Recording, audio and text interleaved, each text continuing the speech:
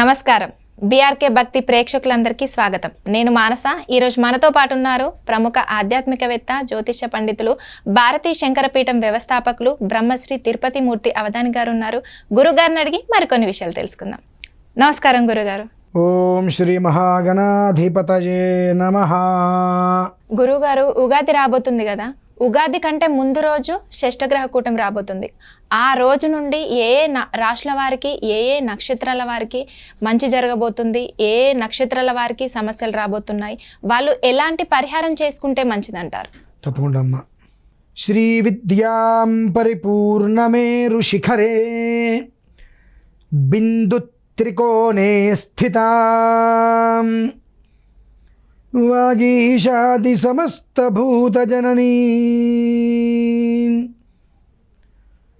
మంచే శివాకారకే కామాక్షీం కరుణారసార్ణవమయీం కామేశ్వరాం కస్థితాం కాంతాం చిన్మయ కామకోటి నిలయాం శ్రీ బ్రహ్మ విద్యాం భజే.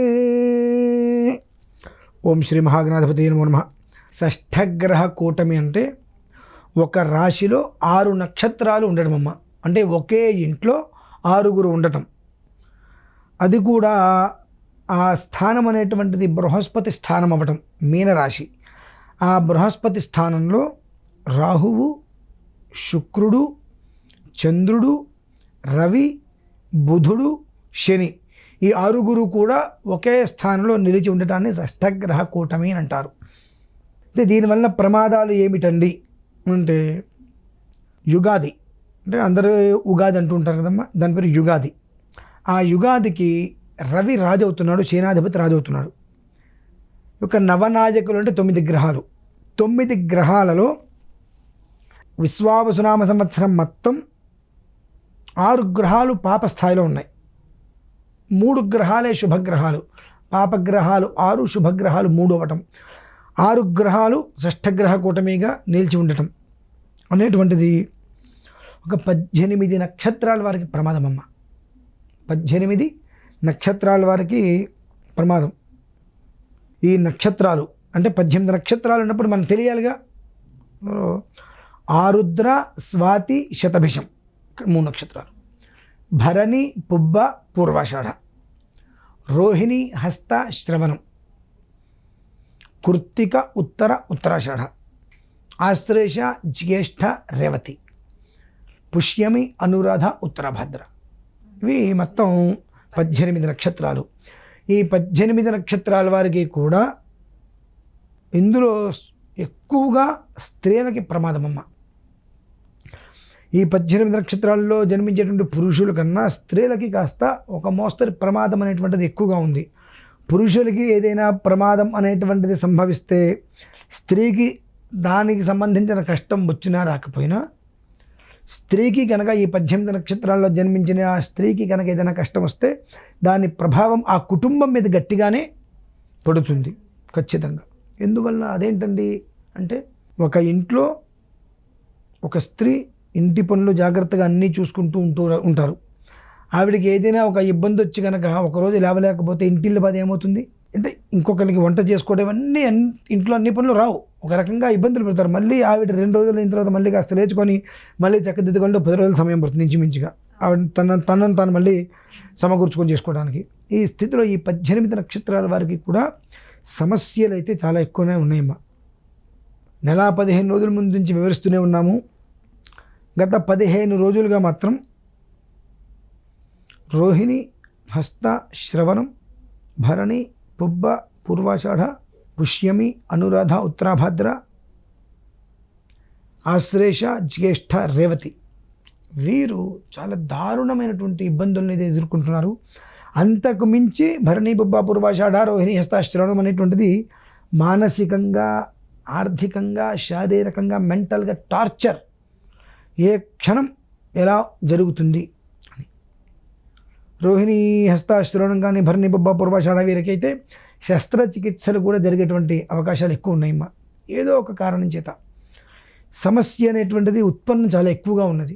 దీని నుంచి మరి బయటపడాలంటే ఏంటి అని అంటే కామాఖ్యే వరదే దేవి నీలా పర్వతవాసిని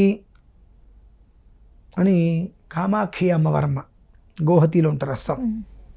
28వ తారీఖు రాత్రి, ఆ రాత్రికి అమావాస్య ఉందమ్మ. ప్రతి ఒక్కరూ ఈ 18 నక్షత్రాలు ఇప్పుడు ఏవైతే చెప్పామో ఆ ప్రతి ఒక్కరూ కూడా 100కి 100% గౌహతి వెళ్ళి అక్కడ కొన్ని రకాల పరిహారాలు చేసుకొని తీరవలసినదే. కనీసం మాత్రం పరోక్షంగా అయినా సరే అక్కడ జరిగేటువంటి దాంట్లో పాల్గొని వాళ్ళు కొన్ని పరిహారాన్ని కనుక చేసుకోగలిగితే గుడ్డి కన్నా మెల్ల ఉత్తమం అంటారు కదమ్మా.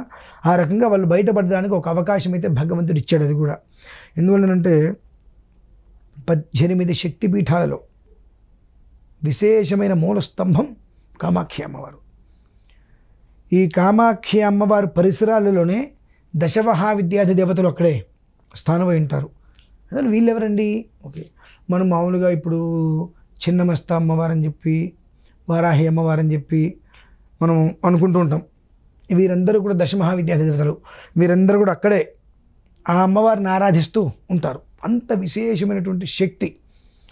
అక్కడికి వెళ్ళటమే సగం దోషాలు పోతాయమ్మా. ఆ వెళ్ళేటువంటి యోగం అందరికీ అనుకూలించదు.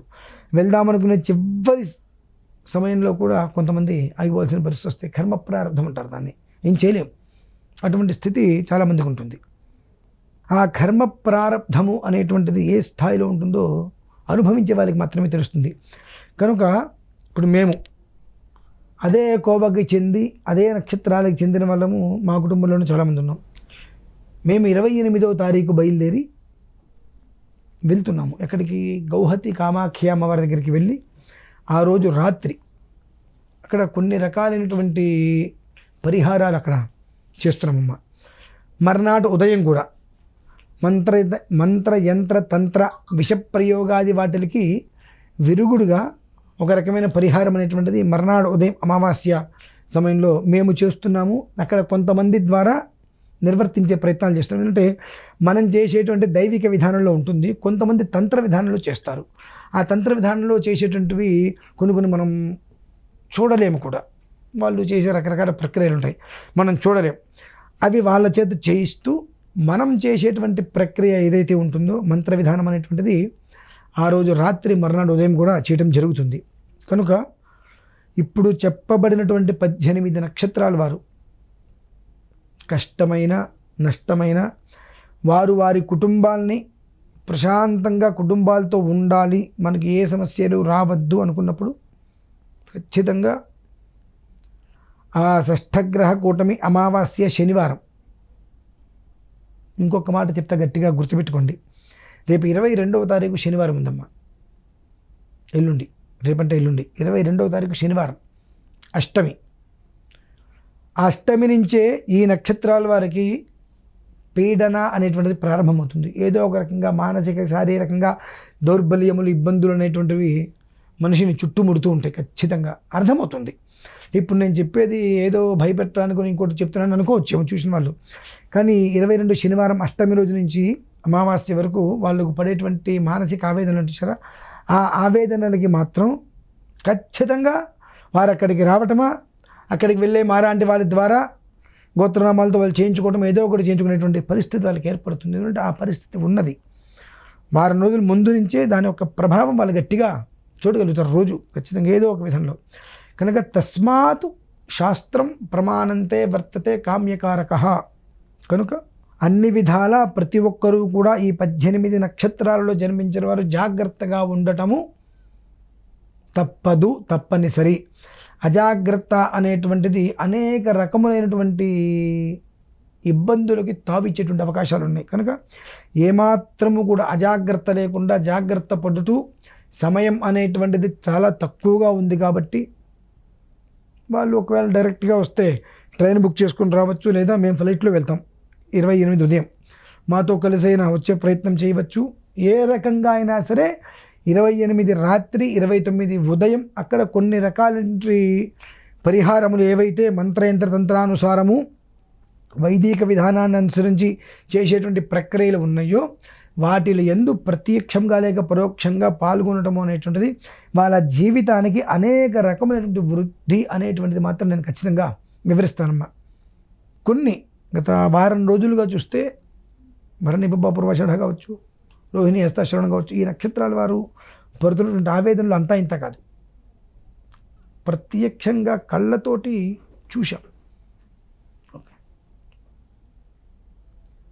ప్రతి వ్యక్తికి విడివిడిగా దానికి ఏదో పరిహారం చేద్దామంటే అది సామాన్యమైన ఖర్చు కాదమ్మా. అలా అని చెప్పి ఎవరి చేత ఖర్చు పెట్టించడం కూడా ఇష్టం లేదు. ఏది ఎంతవరకు చేస్తే జీవితం బాగుంటుందో అంతవరకు ఆ విధానాన్ని అనుసరిస్తే వాళ్ళ జీవితం అనేటువంటి కుదుట పడాలి. కుదుట పడితే మనం ఏ పనైనా బ్రహ్మాండంగా చేసుకుంటాం. మనిషికి ఆయుష్, ఆరోగ్యం ఈ రెండు అవసరమే. చక్కటి ఆరోగ్యం ఉండి ఆయుష్ లేకపోయినా ఉపయోగం లేదు, చక్కటి ఆయుష్ ఉండి ఆరోగ్యం లేకపోయినా ఉపయోగం లేదు. కాబట్టి ఈ రెండిట్లతో పాటుగా మూడోది ఐశ్వర్యం కావాలి. ఈ మూడిట్లని మనం కోరినటువంటి కోరికల్ని తీర్చే బంగారు తల్లి కల్పవల్లి అని కూడా మనం అమ్మవారిని చెప్పవచ్చు. ఆ కామాక్షి అమ్మవారి దగ్గరికి వెళ్ళి ఆవిడ దర్శనం, అక్కడ విధానం అనేటువంటిది మనం ఖచ్చితంగా నిర్వర్తించుకోవాలి. అది మాత్రం మర్చిపోకుండా ప్రతి ఒక్క మనిషి కూడా చేసి తీరవలసినటువంటి విధానము ఈ 18 నక్షత్రాల వారు. అదమ్మా విషయం అయితే. ఓకే గురువుగారు, చాలా చక్కగా వివరించారు. అంటే ఏ రాశుల వారు జాగ్రత్తగా ఉండాలనే దాని గురించి చాలా చక్కగా వివరించారు. ధన్యవాదాలు. పరమేశ్వర.